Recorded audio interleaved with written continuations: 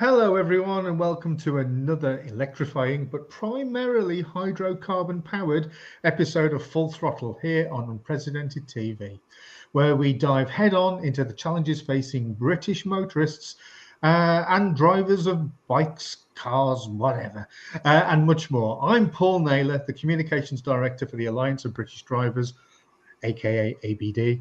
And today we're talking with transport and road safety commentator Mark MacArthur-Christie. But first of all, here's the main man himself, Brian Gregory.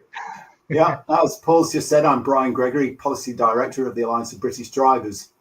Now, over many years, Mark MacArthur-Christie's been producing some extremely perceptive and hard-hitting commentary and content on the shortcomings of current UK transport and road safety policy. And we're going to unearth some of those stones and find out, the nasty, creepy crawlies that are underneath in this episode. So buckle up. This is Full Throttle.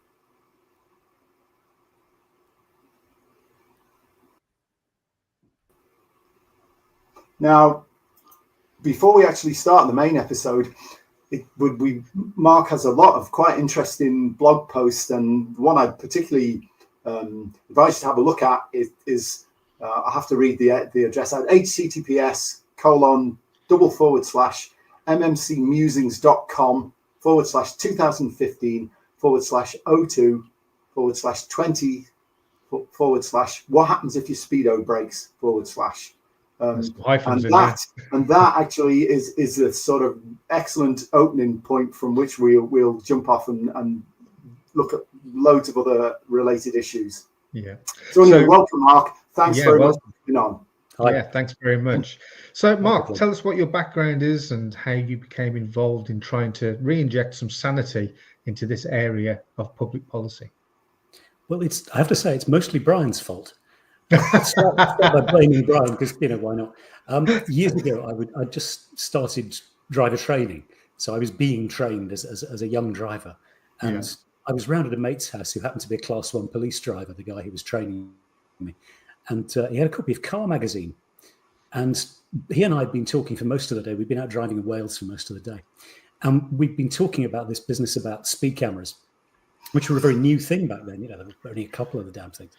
And there was a letter in Car from this guy called Brian Gregory, basically saying these things are a road safety disaster. And this kind of struck both my pal Simon and I forcibly. And we started talking about it. I got in touch with Brian. I think I managed to find your email address. God knows how I did that, but I somehow found it, and kind of went from there. Yeah. So, back then I was involved with the Institute of Advanced Motorists as an observer, eventually, and a senior observer, became chairman of the Oxford group, got my ROSPA, did bike and car for the IM. But basically, I'm an amateur, but kind of informed. At least I hope I am. Yeah. I'm very much an amateur, but by day I'm a management consultant. So I'm used to dealing with systems and processes and making organizations work. Yeah.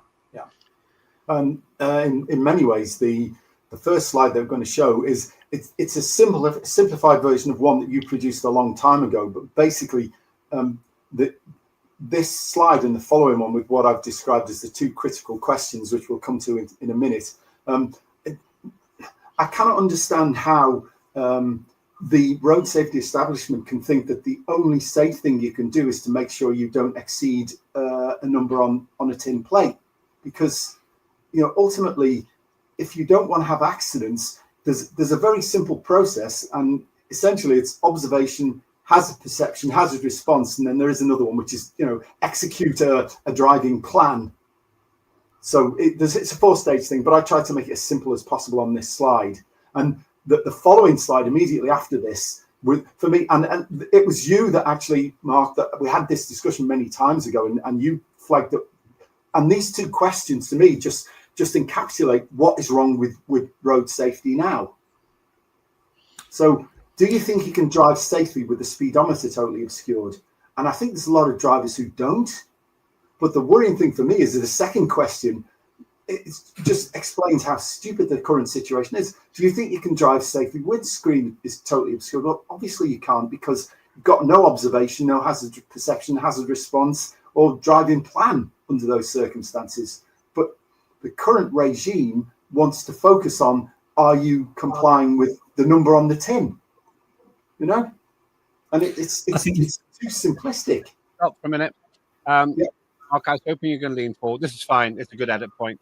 You make your head the same size as theirs because you look tiny at the moment, Mark. You leant right when we started. Yeah. 2 seconds. I can do this. It's a very easy edit because I'm on a full screen on the slide. Just try and make your head as big as Brian's. Oh, thanks very much. Gosh, you're still because if I go back a bit, see, you're leaning forward. He calls himself a friend, but he's so insulting. It's not true. You need to pull the thing closer because it really does look strange. Is that any better? You leant forward at the beginning. I didn't spot it, and then you suddenly went right back like this. We made him feel relaxed. There you go. Can you get any closer to your camera, Mark? Not without kind of being absolutely in its face. I've dropped back a little bit, so I think we're all about the same. I mean, it's probably okay. It's got that better. Brian, you're okay. Yeah. Also, Brian, just you need a bit more headspace because you tower above the others. I'll show you. Hang on a sec. They're about the same there. Okay. No, that works. Yeah. Oh, sorry. Yeah. That's good. Just to say that my wife will be coming home soon, and the dogs might start barking. Doesn't matter. Just make a joke mute. about it. Okay. Just make a joke about it. Right. So you're just going to carry on. The pickup will be that full screen, which is it's an edit point. So just ask your question again, Brian. The two critical questions. We'll go to the back to the cruise. Yeah. I mean, we got the explanation. Just throw a question to Mark. I'm just going to disappear first before I go back to the screen. As soon as you see the screen, you can carry on. Okay. Thanks for that. Right. Cheers. I didn't say it before because it wasn't essential, but you look fine now. Just Mark, don't lean back too far. Don't look far. Don't look like you're going to fall asleep. I'll do my best. Right. Okay. So, looking at these two critical questions, and as I say, these were essentially two questions that we were discussing in a Go committee meeting many years ago, and it just encapsulates everything for me that's currently wrong with road safety. Do you think you can drive safely with the speedometer totally obscured? Well, my answer to that is yes, but it seems a lot of people now don't, because they think that observing speed limits is the only thing required to drive safely. And then the second one, which really brings it home starkly, is do you think you can drive safely with the windscreen totally obscured? Well, based on the previous slide, obviously not. And it should be pretty common sense that if you can't see through the windscreen, you can't observe, you can't track hazards, and you can't respond to those hazards. So obviously the second question is more important than the first one, and certainly in my view it is. But we seem to focus totally on this mechanistic thing of, drive by numbers. Yeah, it's a bit like paint by numbers, isn't it? It's a bad facsimile of the real thing. I think what we've done is the challenge for politicians and legislators is how do you get something you can measure in road safety, and how can you demonstrate quick gains? Now, if we want to reform road safety and do it properly, there aren't that many quick gains we can get. No. If actually we're not too fussed about those because, in fact, the process is politically unpalatable, which it probably is, then what we simply do is we conflate road safety. We conflate safety with compliance. Yeah. And so we say if you're compliant, you're safe. Yeah, and I think that really came out in one of the first meetings I had with the DFT, and we took the stats, accident precipitation stats with us, and we'll look at some of those graphs a bit later. But essentially, when we looked, illegal speed, in other words, breaking the speed limit, was the bottom cause, and there were lots of causes much more than that. And the three top ones were looked but did not see, or failed to judge the path or speed of converging road user. And those were the top three right across. And I said to this DFT official, well, look, speed's the bottom one. Why are you choosing to focus on that? And he said, well, of all the factors that act in accident precipitation, none are as easy to deal with as speed. So in other words, it's exactly what you said. Don't look at what's important, make important what you can easily measure. Yeah. And that's what we've been suffering with for over 3 decades. None are superficially easy to deal with as speed. That's the challenge. Because as I say, if you're a legislator, if you're a civil servant, if you're a councillor getting heat from your residents, then the easiest thing in the world is stick up, as you say, a number on a piece of tin, because then you've done something. You've demonstrably done something. If you say you actually want to fix the problems with road safety and why people are crashing, that's a far harder ask. And as I say, there are lots of unpalatable political aspects to it as well. So really, for local councillors, for the DFT, speed is great. It's easily measured. You can claim good KPIs very quickly. And in fact, you can punish people when they get it wrong as well, which is always a win. So I think that's the issue, is we've gone after what's easy and measurable rather than what's important. Yeah.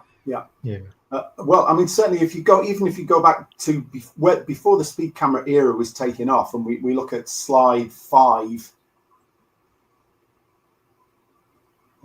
which is slide 5, Lembit.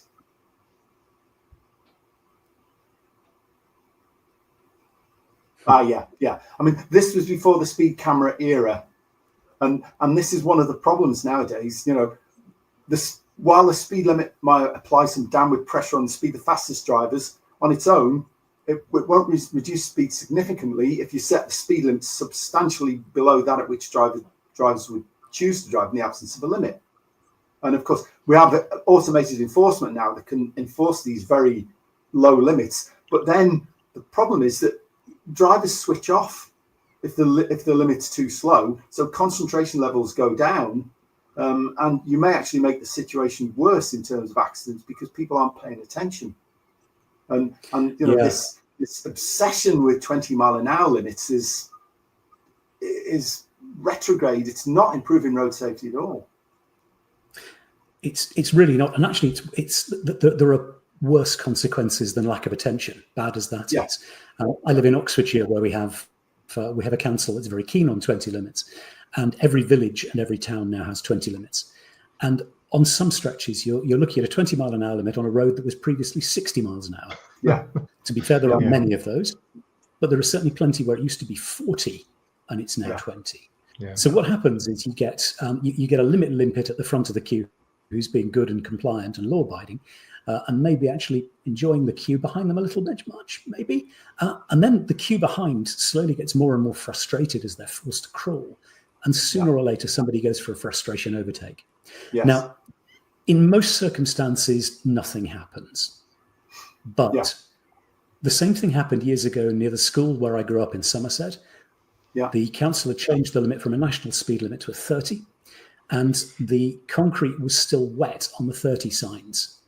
When somebody went for an overtake, a frustration overtake, they were on their way to Bristol for a meeting, and killed a motorcyclist coming in the opposite direction. That overtake would never have happened had that 30 not been there. Now, clearly, he shouldn't have gone for the overtake. Poor observation, poor hazard planning, poor management.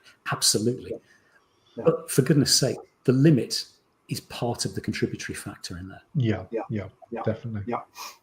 And in the past, and if we go on to the next slide, Lembit, slide 6, the limits were set according to slide next one after that, please, Lembit, the Solomon, slide 6. They used to set speed limits. No, it's got 6 on it. It's a yellow. No, keep going. Not towards the front, towards the back of the presentation. After the one we just had, the distillation of DFT experience, it's a yellow graph. That's the one. See, all of the sensible road safety was based on looking at the accident risk speed curve, Solomon curve as it's called.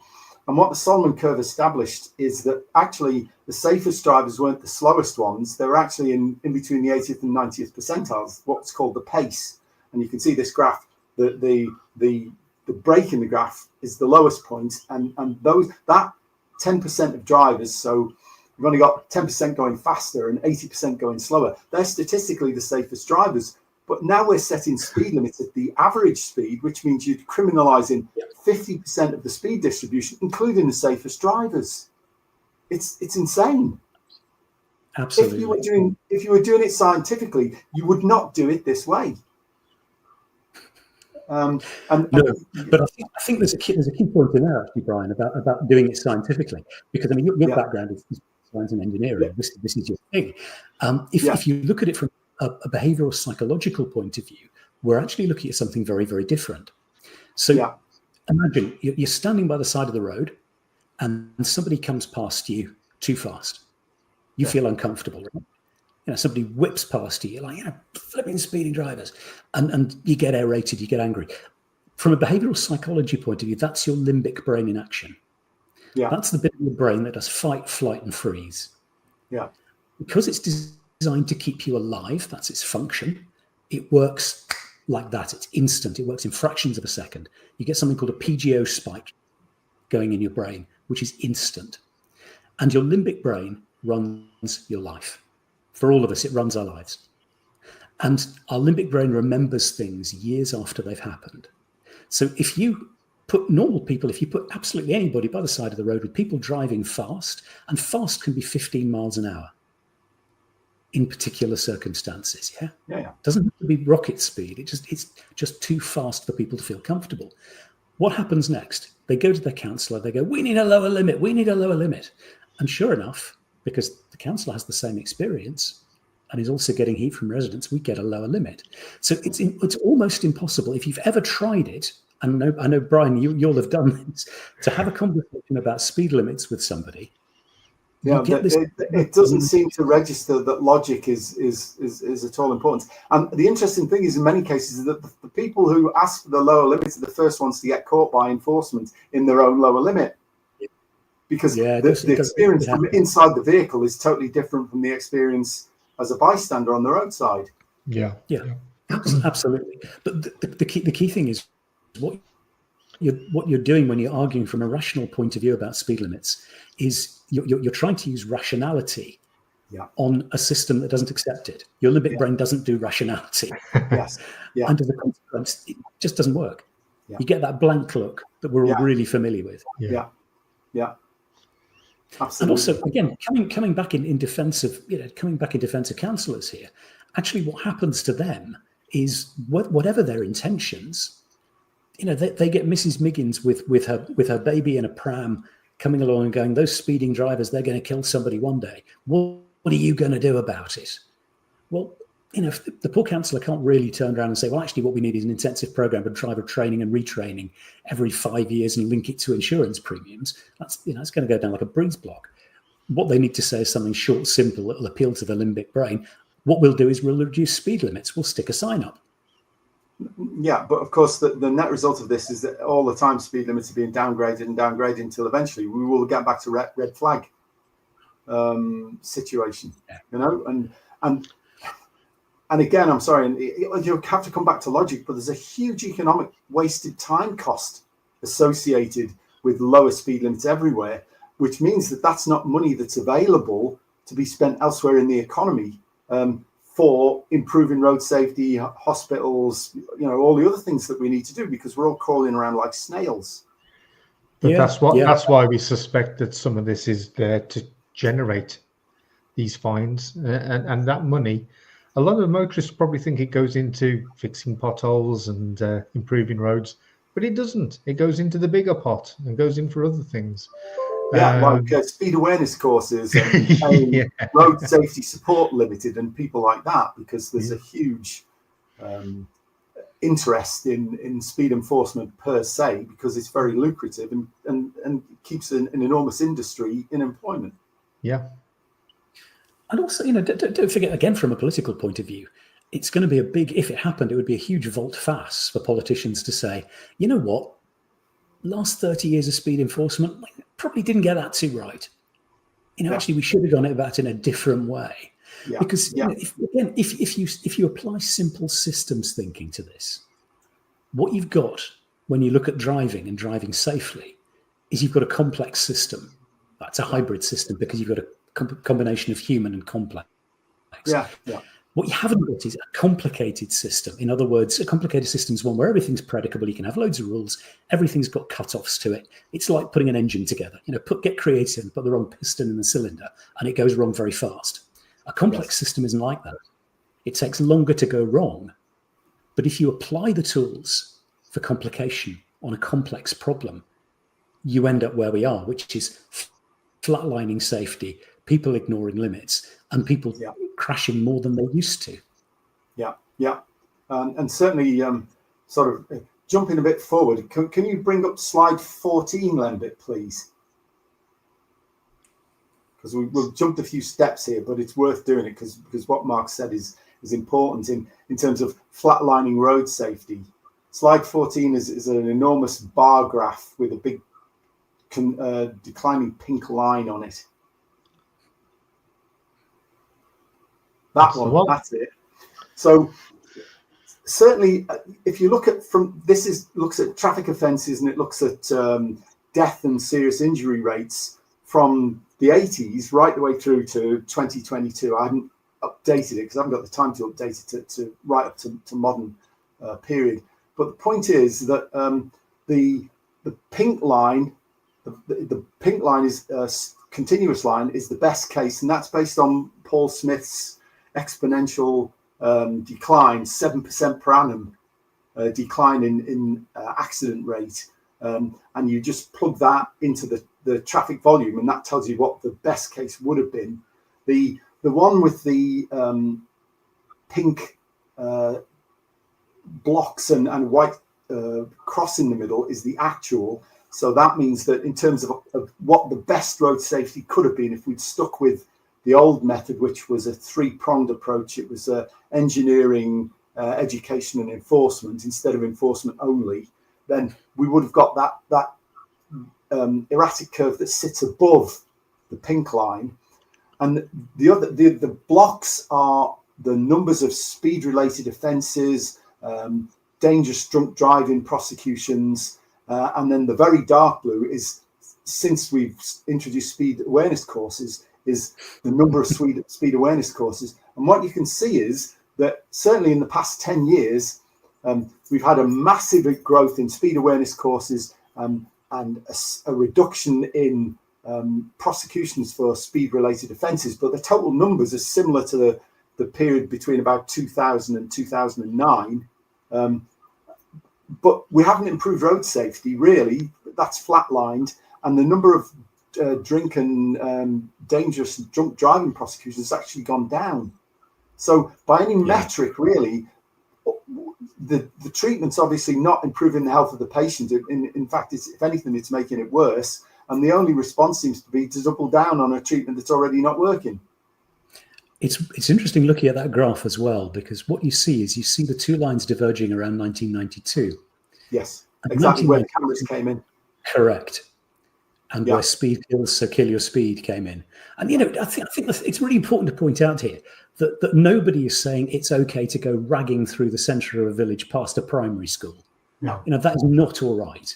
Yeah. No. In no circumstances is that all right. It's in no circumstances all right to go ragging past cyclists and pushing them into the verge. But at the same time, it's also not right to stick a 20-mile-an-hour limit on a clear straight road with no hazards and then enforce it. Yeah. Because you cry wolf. Yeah, absolutely. Yeah, and it brings other speed limits into disrepute.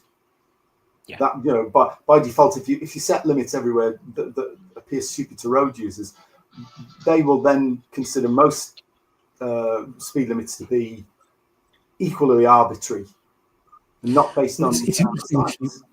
If you look at what's happened in Oxfordshire since the Twinkle 20s came in, if you do a bit of digging, you can find out that average speeds have reduced in those 20-mile-an-hour zones by 1.2 miles an hour on average. Now that fits in with what we saw in Oxford when the 20s were applied in Oxford some years ago, where we saw an average 0.89 of a mile an hour reduction average. In many cases, speeds have gone up. Yeah. In some cases, speeds have gone down, but they've gone down fractionally. Yeah. Now, what I can't get at, and I can't seem to discover, is accident rates, because that's what matters with this. And again, what we're measuring every time with this stuff is we're measuring inputs, we're not measuring outputs. So we're saying we have lowered the speed limit by X%. We've now got Y% compliance with the speed limit, although that's another story in itself. What we're not saying is, on this particular stretch of road, we've now got fewer accidents than we had. Or if we have, it's a regression in any way. So it's unimportant. And certainly what you need to be looking at is the normalized casualties based on traffic volume, because if you reduce the speed limit on a road to 20 and you succeed in diverting 20% of the traffic off the road onto another road, but the casualties only go down 10%, then you've actually made that road less safe.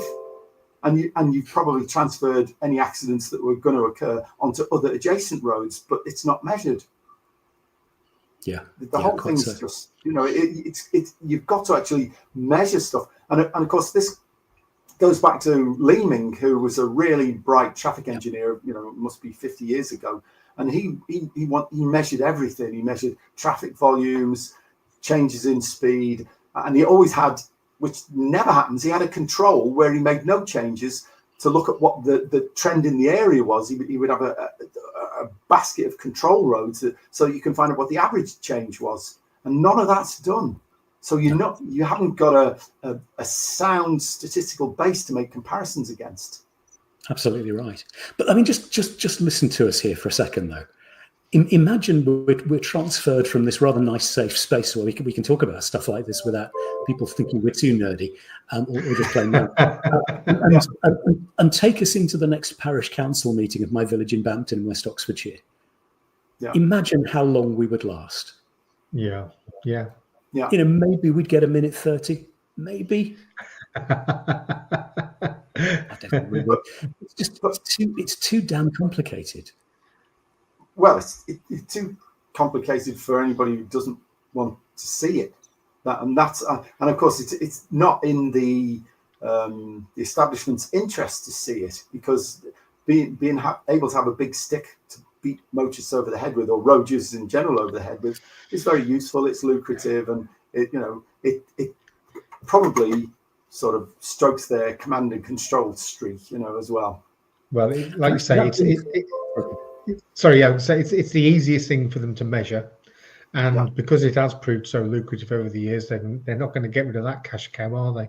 No, that money is way too useful to them, especially in the current climate. Yeah, I'm just thinking, should we just break there so that Lembic can put his advert in? Is he Lembic, you put in an advert and we just do the Warren Thornton thing at the end.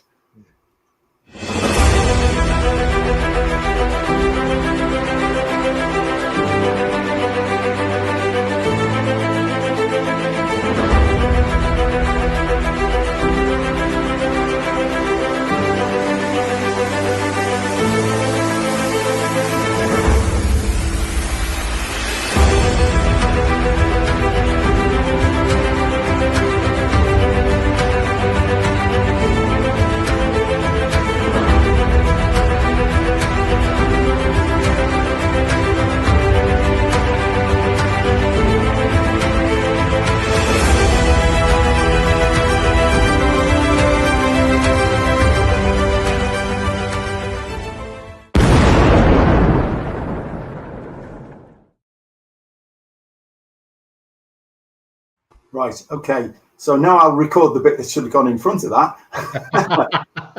So in the break that's coming up, we'd recommend that you watch the Warren Thornton program on Unprecedented TV, where Warren gives a deep insight into some of the most intensive conflict areas around the world, and anywhere on any other broadcasting channel. So that's the Warren Thornton report. We recommend that you watch that. Yeah.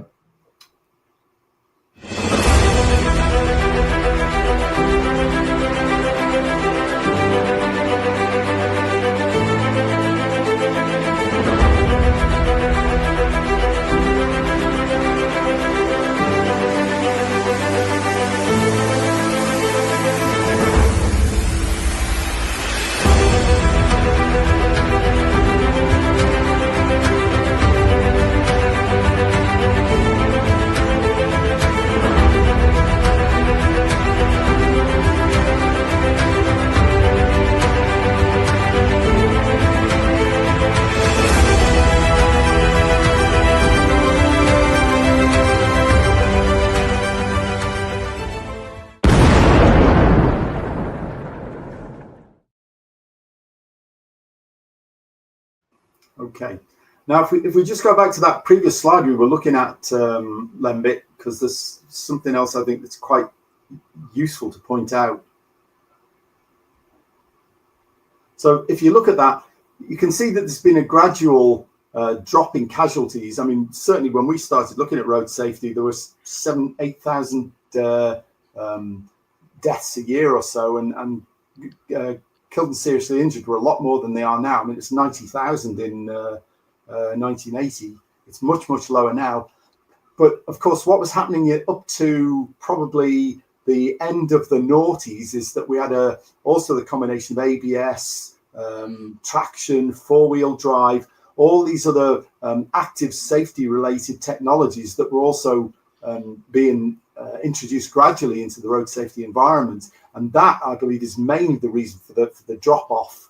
I don't believe there's any contribution at all from speed enforcement. And certainly in the last sort of 10, 12 years, you can see that road safety's flattened off. And we've got this massive proliferation of speed enforcement, either by awareness courses or prosecutions. And it hasn't improved road safety at all. But the technology hasn't changed that much, which clearly suggests that the treatment isn't working and it's not at all effective. And I mean, I probably won't put them up. There's a couple of regression curves we've done over the period since the speed awareness course era. And actually, you would expect, if these were working, that there would be a negative correlation between the number of courses and the casualties. That, in other words, the more awareness courses, the less casualties. And similarly for prosecutions for speeding fines. But what you actually get in both cases is a positive correlation. So in other words, more awareness courses and more prosecutions lead to more casualties, which is probably spurious, but certainly there's no evidence that they're actually helping road safety. I mean, I can put the slides up if you think it'd help. It's worth a look, Brian. I think can you put slide 15 up, please, Lembit?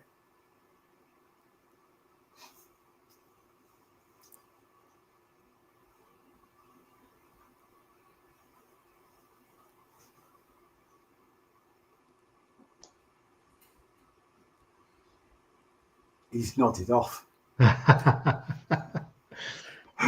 He's gone for a coffee or something. If you hear my dogs go crazy in a minute, there's fireworks starting going off around here now. So right. The little darlings throwing bangers around, you know. Yeah. Lambert, where are you? Yeah, here he you is. keep jumping around. Sorry, Cool. So I've got everything loaded up. You said you were doing them in order. Then you got two numbers on each side. I was trying to keep us within deadlines. I knew no, it doesn't matter now because don't worry, you don't lose this. You save all this time. What's happening is, right, you were using the two different sets of numbers on the slides and you used the wrong one. So I put the wrong one up. Now I'm having to guess where you're going to go next. It's all fine. As long slide as 15, it's the one after this one. I know exactly the one it is, but I thought you're going to go back to one of the earlier ones. No, so I couldn't get rid of them, young man. So hold on a sec. Let me get rid of the slide. I can cut all this out. Isn't it wonderful we've got editing technology? Well, it is, yeah. Okay, so you want right? Are you going to go back to anything before? What's the earliest one you're going to go to? Because I can clear the other ones out. Well, I don't know. I don't know whether it would be too complicated based on what we've already discussed. Whether we go back to all the contributory factor stuff, because I'm not sure it'll probably muddy the waters. So I was going to just do slides 15, 16, and 17, the last three slides. Okay. So then I can clear things off, and this won't happen again. Yeah. Okay. No problem. Sorry, Charlotte. Or Charlotte. Okay, and you're using the first number, not the second, yeah? Yes, 15, slide 57. Yeah, because you caught. Oh, I see where the confusion comes now. Yeah, because you actually used the other number on one of them, so I slavishly obeyed you. Right, that makes a change. No, I've always been obedient. Yeah, it's just you're mixing me up with someone else. So 15, 16. Okay, don't worry. This is This is out time. We don't use this, so we can go up to an hour and 5 now. Okay. Oh, crazy. 17. I've got 8, 9, 10, 11, 12, 13, 15, 16, 17. Yeah, so just those last 3. Is 17 the top one? 15, yeah, it's a regression curve. It's just got a but it's 17 the highest number. Yeah, but it's like 15, and then 16, then 17. Yeah, I've got them all in order. I'm just checking. Right. Got everything. Yeah. Okay. Right. Okay. If you want to go back, I've got 8, 9, 10, 11, 12, 13 there as well. If you need them. Yeah. Okay. So just count to 5 whenever I I disappear, and then say something. Right. Anything. I'll make it look beautiful afterwards. Don't worry. Best of luck with that.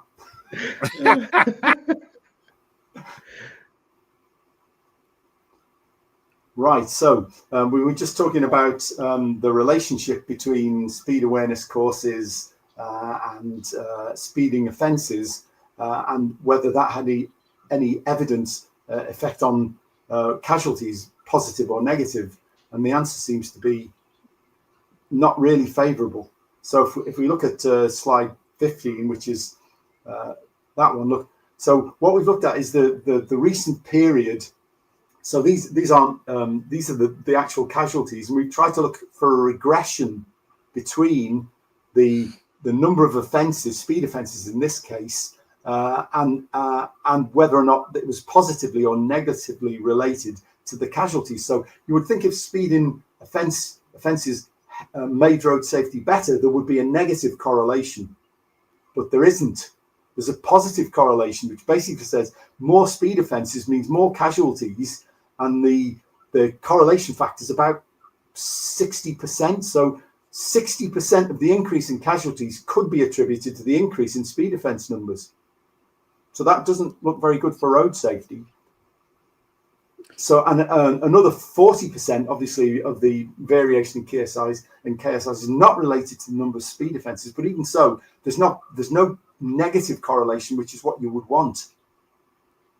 And if we look at the next slide, which looks at speed awareness courses, it's similar. I mean, it's a poor, again, roughly 60% correlation, but it's positive, not negative. So it's, as I was saying, it suggests that the more speed awareness courses and the more speed offence prosecutions you make, the poorer is the effect on road safety rather than the other way around. I don't know how to rationalise that, other than the resources are being wrongly directed clearly at the moment and would be better directed somewhere else. But certainly there's no advantageous correlation between course speed awareness courses or prosecutions and casualties. The relationship goes the wrong way. Well, speed awareness courses, as far as I'm aware, they're private businesses, aren't they?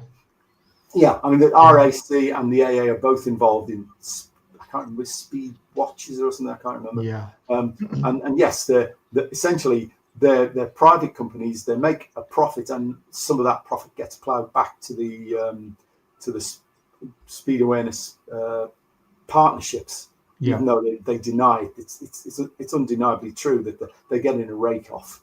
Yeah, definitely. And it's not evident from these figures, be it course numbers or speeding offences, that they're having a positive effect on road safety.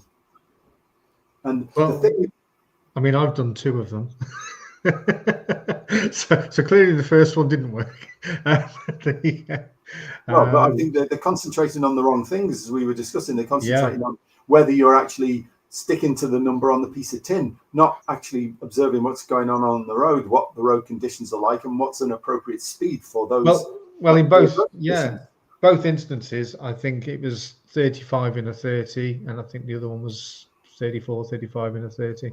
So again, I found those very frustrating, but still, you go along to these courses because it's saved having points. And I think you have to have been on one no more than 3 years prior to another one being allowed to happen anyway. Failing that, you have to take the points. But have either of you guys been on a speed awareness course? No. Not so far. No, I mean they are good. You do feel a bit like you've been, they do feel like you've been put in detention at school. So it's, for nostalgic reasons, they're good fun. But when you've got a lot of people in the room that are very frustrated that they're there, because for the most part they are people that have been 1, maybe 2 mile an hour above what they should have been doing. Really, it's a waste of people's time, right? It is. It's a waste of resources. Absolutely. Yeah. The challenge really is that what we've done is we've said that speed is an absolute. We've treated speed like an absolute. Boils at 100, freezes at 0, give or take. We've treated speed the same way, and actually, it's in no way an absolute. Yeah. It is in no way an absolute. Otherwise, it would be crazy. Stand one side of a 20 sign and you're safe. Stand the other side and you're not. It's crackers. Speed's an output. It's not an input. Safe speed. And so, again, it's all about this business of what's easy to measure rather than what's useful. And we can see this. I can see this very, very close to home, where there are local speed watch groups in Oxfordshire, and citizens who care are out by the side of the road with a speed gun the police have given them, and they're measuring the speed of drivers. And what I can tell you from the stats I've seen, because they very kindly published them, is where the 30 limits were in place in Oxfordshire, which were by and large, not so bad in some places, we were seeing kind of 90% compliance with limits. And that's with a bunch of people stood by the side of the road with a hairdryer. Now with 20s, we're seeing 70% on a good day. So even by the standard of the DFT, we're not winning. Yeah. Let's have a look at slide 13, Lambert. Slide 13. All right. Yeah. So again, that's very pertinent to what we've just been talking about. Yeah. When you actually do dig into the statistics and what causes fatalities, particularly when you look at fatal crashes, the precipitating factors are very different from the vast majority of accidents where it's an observation has a perception problem. With fatal crashes, it's almost invariably sociopathic behavior or gross perceptual impairment through drugs, alcohol, and or escaping in or from a crime scene. Those drivers, it doesn't matter how many speed cameras you put up on the roads, because they're either they don't care because they're escaping in somebody else's car, or they're so perceptually impaired through drugs and alcohol that speed limit signs and enforcement is completely irrelevant to them. And the problem is that you can.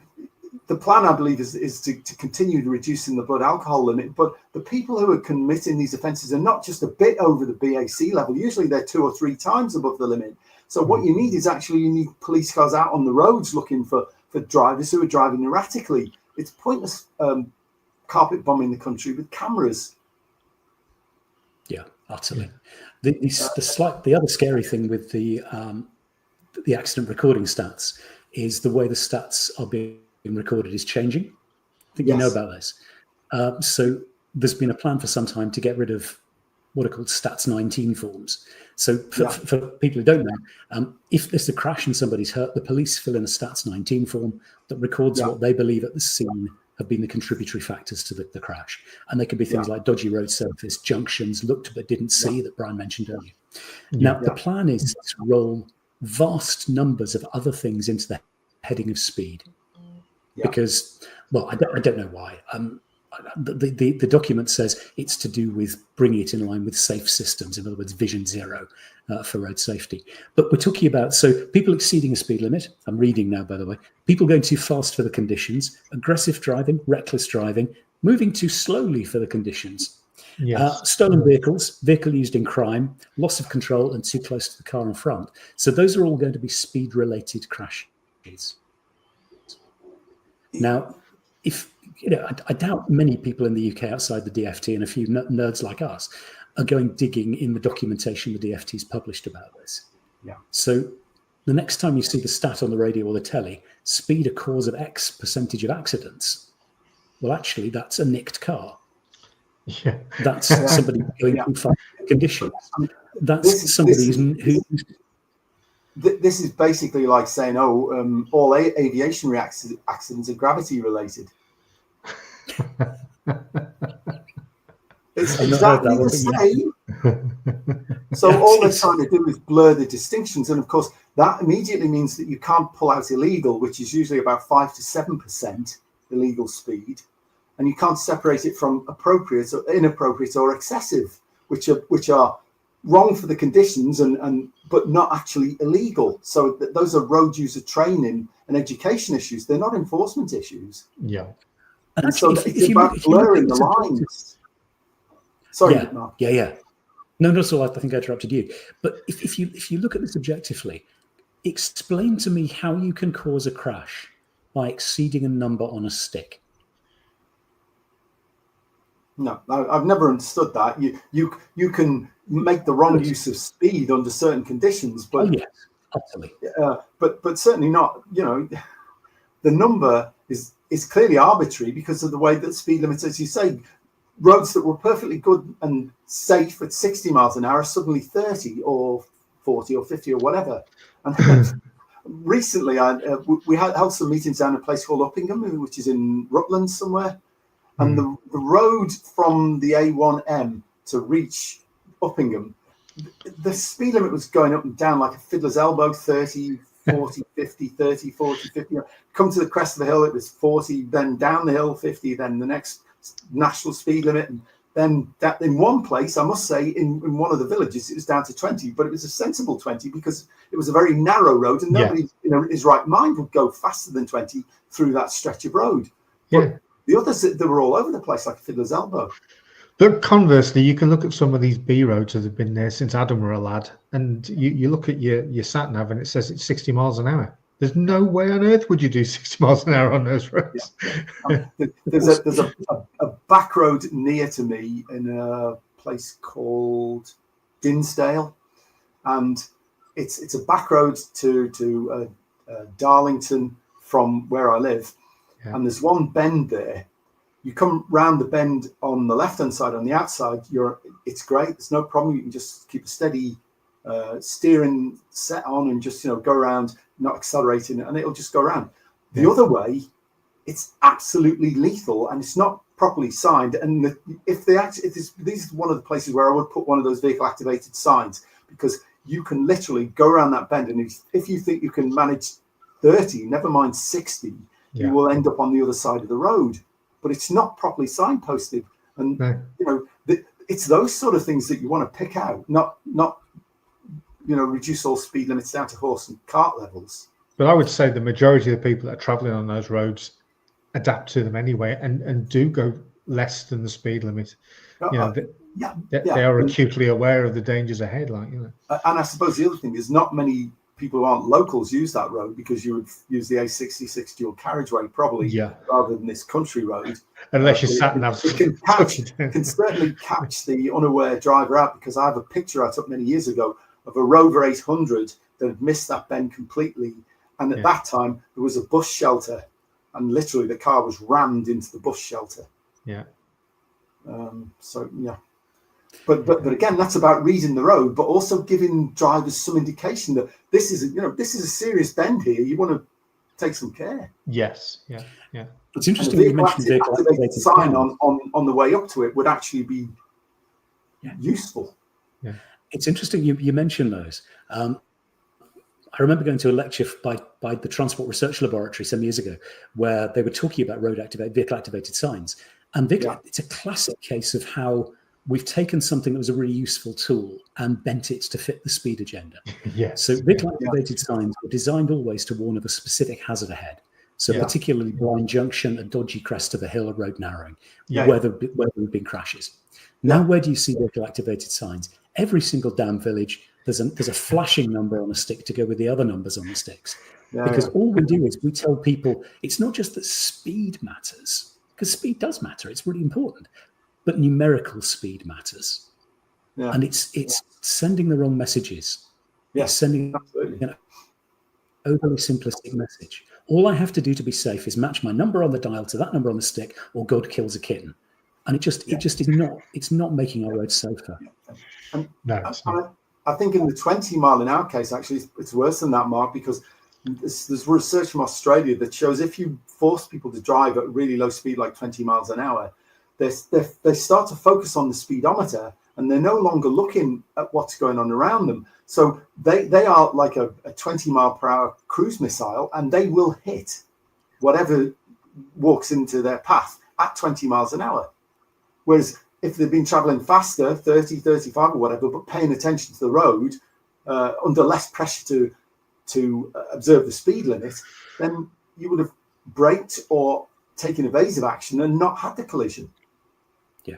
And, you know, that's the big worry with 20 mile an hour limits to me. And the other thing, of course, is that the vulnerable road users have been given the perception, and it's not true, they've been given the perception that 20 mile per hour speed limits are safer than 30.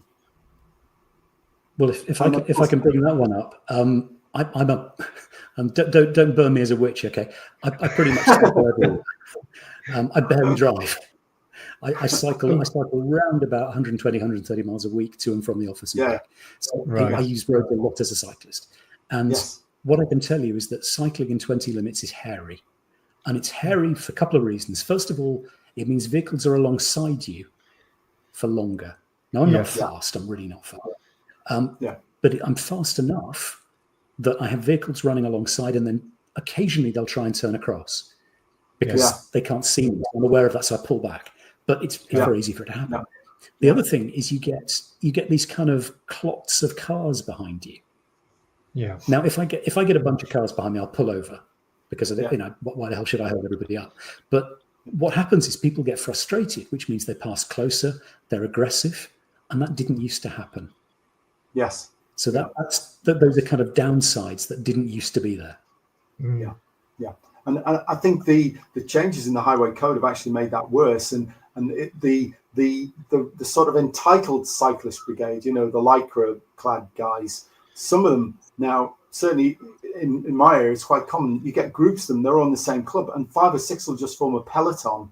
Yeah. On a 40 limit, or you know, and even that back road I mentioned, sometimes on that 60 limit, and you get stuck behind them, then it is a source of frustration, and they have no intention of actually going into single file and allowing you to get past, and that it's creating a great deal of enmity between other road users and cyclists, I believe. And that's really interesting. Obviously wasn't the intention, but the legislation has actually made the situation worse, I believe, rather than better. I've seen that locally, and I've never seen it before until really recently. So I ride into my local town quite a lot, and I've never had any bother from drivers. I generally find drivers, apart from a few of them, pretty courteous. You know, people are decent. The last 3 times I've ridden in, even I've not been anywhere near a cycle path, I've had somebody wind the window down and yell abuse, get on the cycle path, when there isn't one. That's great. Slight observation, concerns by the drivers. Yeah, okay. But that's never happened before. And, you know, I'm far from a militant cyclist. You know, I'm not actually very keen on cycle paths. I prefer to just be on the road. But that's what's happening. And I think all this stuff is, what we're talking about is a mechanist approach. We're talking about legislators who, for want of, I don't know what the reason is, but they see the world like a physics equation. And it simply isn't a physics equation. They see human behavior as a physics equation, but it isn't. People get angry, people get frustrated, people get hacked off, people get bored and switch off. But no allowance. You would think they would understand this with all these embedded behavioral psychologists in every government department now, that those sort of factors would be, factored in terms of, you know, thinking about road user behavior. But as you say, it doesn't seem to filter through, and they take a very mechanistic approach that doesn't actually work along the grain of human nature, works across the grain. Yeah. And actually, again, we come back to where we were at the kind of start and middle of this discussion, which is, you know, Brian, you had your regression curves, and it was absolutely bang on the money. It's accurate, good stuff, it's useful stuff. But as I say, try that in a parish council meeting, and they'll burn the witch. what we need to do is, if we want safer roads, because we're not talking about we want to rag around at vast speeds being lunatics. That's not what we're talking about. We're talking about driving safely. And if we want to do that, we need arguments like, okay, if you're keen on speed limits as being the be-all and end-all of road safety, what would happen if your speedo broke? Could you drive safely? And just ask that question. And usually there's a blank look followed by a pause, kind of followed by the lights going on. It's this need to take the Solomon curve to explain that, and say, okay, why did we set speed limits at the 85th percentile? Well, actually, it's because we assumed 15% of drivers were nutters, so we didn't want them going that fast, and we assumed the majority were perfectly normal, law-abiding individuals, so we set it at the 85th percentile speed. Unfortunately, in 2013, we decided we'd go mean average speed instead. So instantly, as you said, you criminalize half of drivers, and critically, you criminalize the best ones who are looking ahead and who are going faster because they're seeing further. It's that need to take all this good stuff and adapt it and make it understandable and comprehensible. And I think the other big thing is the sort of rise of automation in cars in recent years, which involves touchscreens, because so many people now are wedded to these damn touchscreens, and they're spending so much time twiddling about, not looking at the road. We need to banish touchscreens, and we need to go back to the old tactile buttons that you could touch without taking your eyes off the road if you need to adjust things, because the touchscreen era has been a disaster as well, I think, for road safety. There has been a move away from that. Yeah, they are moving back to a combination of the screen and the button, aren't they? So, that has been acknowledged. Yeah. Okay. So maybe the last slide that I wanted to put up was slide 17, and be interested in your feedback on this. I mean, what we have been advocating for a while is a road accident investigation and prevention board, an independent one, totally independent, objective, using professionals with a marine and aviation safety background rather than the current, the answer to a speed enforcement device. What's the problem? Because that's what the current road safety lobby believes. It doesn't matter what the road safety problem is. If you bang in some enforcement device, it'll make it better. And from what we've already seen, it doesn't.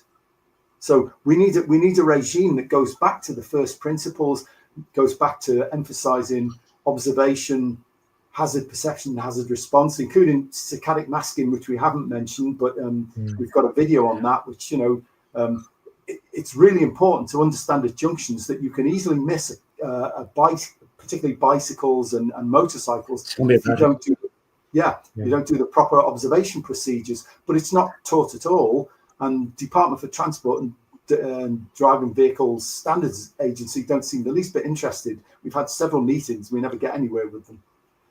So going back to how road safety really used to be, and if you give this body the teeth to set the speed limits according to sound road safety science, but also then to audit enforcement practices and make sure that they aren't just setting up speed traps where the low-hanging fruit is, where the money's to be made, but where they're not making any difference to road safety. They're just relieving drivers of their hard-earned readies.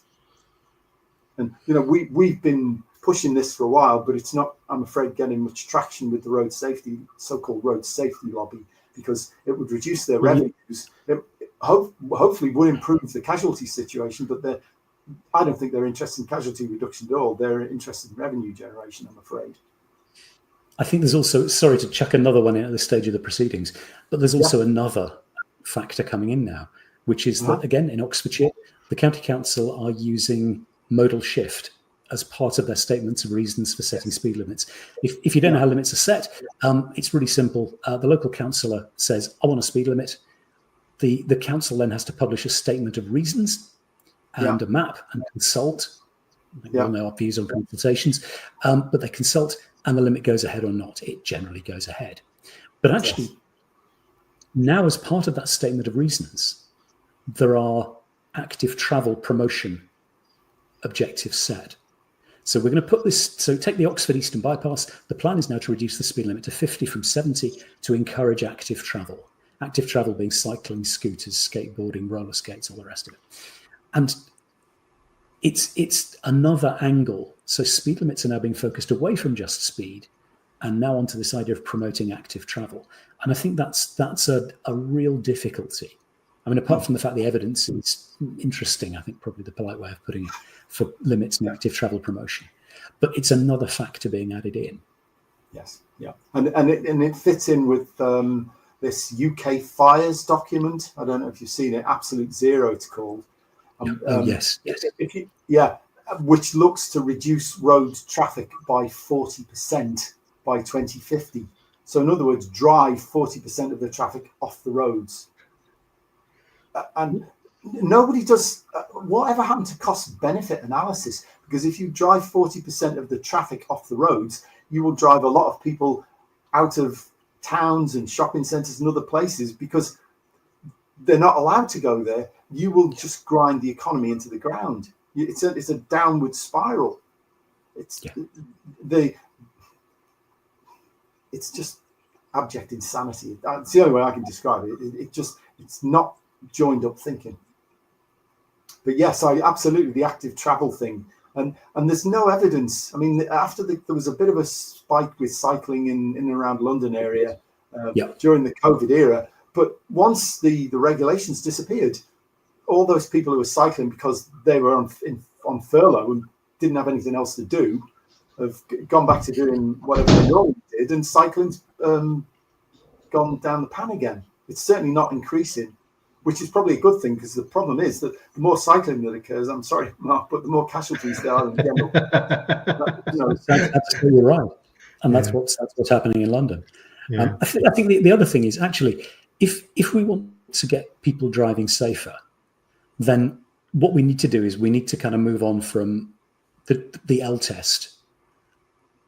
And we need to start, in my view, training people more effectively. Now, I suspect the three of us are probably already trained anyway. I'm guessing we've probably done IM, probably done ROSPA, maybe done High Performance Club. So we're already, we're the nerds, But how do you get most people? How do you get most people to get more training? You link it to experience. Well, I think we should approach it like the Swedish do. It's a life skill. I mean, they have centres for young people to get the car control thing sorted around the age of 16 before they even let them on roads. And because the problem, I think, in many cases, particularly with young people, is they actually have the car control skills all sorted. That's no problem. The problem is the attitude and the observation and the hazard perception. And if you give them the skills to do the driving thing and then start focusing on, well, it's all right, you can control the car, but you've got to be aware of what other people are doing, what circumstances there are, what the road surface is like, what the weather's like, and you need to have the right attitude. And there's an excellent book. We didn't focus on it, but it's a book called Mind Driving by Stephen Haley. It's a brilliant book for anybody of any driving level of driving skill who wants to improve, because it focuses not just on road safety, but on attitudinal skills as well. Yeah, absolutely. Wow, I think we've had a pretty good session there, Mark. I really appreciate you. It's a pleasure. Nice to see you.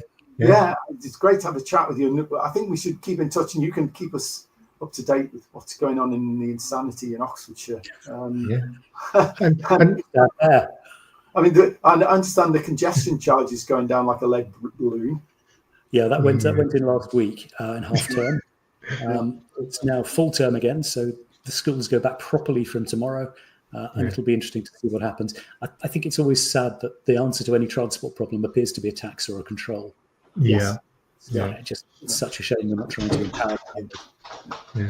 I think the attitude of these people is that the more control, the better things will be. But actually, the more control and monitoring that you put in some cases, the more people tend to get turned off and aggravated, really, by what's going on. Yep. Anyway, I guess, because I think we've probably done our allotted time slot, we should let you go and have a nice cup of tea and put your feet up or whatever. Get on to work. Yeah, thanks again, Mark, and Brilliant, Mark. hopefully Thanks for your time. like to see you again. Yeah. Well, that was good, as I expected it to be. Lambert, are you still there? I think we're